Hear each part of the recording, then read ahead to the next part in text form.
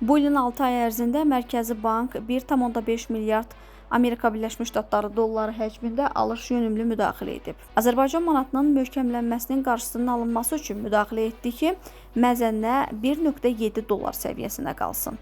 Əhalinin manata olan inamı son 4 ildə çox artdı. Bu sadəcə sözlər deyil, bunun arxasında rəqəmlər də var. Bunu Azərbaycan Mərkəzi Bankının sədri Taleh Kazımov Azərbaycan Dövlət Televiziyasına və APA-ya müsahibəsində bildirib. Azərbaycan Mərkəzi Bankının sədri əlavə edib ki, son 18 ayda valyuta bazarında təklif tələbi üstəliyib. Bu bir faktdır.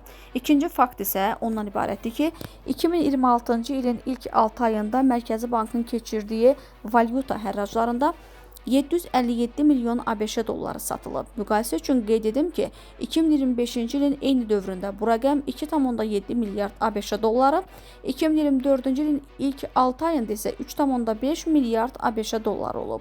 Göründüyü kimi kifayət qədər azalma var. 2021-ci ildə rezident fiziki şəxslərin əmanətlərinin 40%-i xarici valyutadaydısa, bugün bu göstərici cəmi 25%-dir.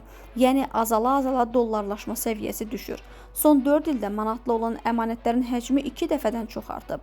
Rəqəmlə desək, 6,3 milyard artıb və 12,5 milyard manat səviyyəsində formalaşır. Bu da əhalinin manata inamının gücləndiyini və valyuta tələbatının azaldığını göstərir.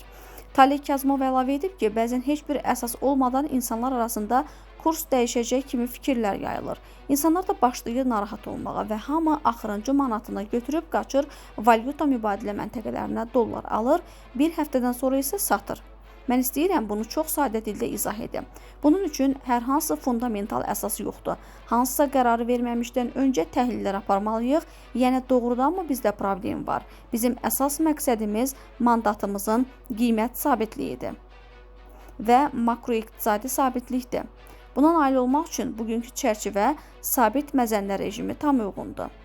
Bu siyasətimizi növbəti illərdə də davam etdirməyə planlaşdırırıq.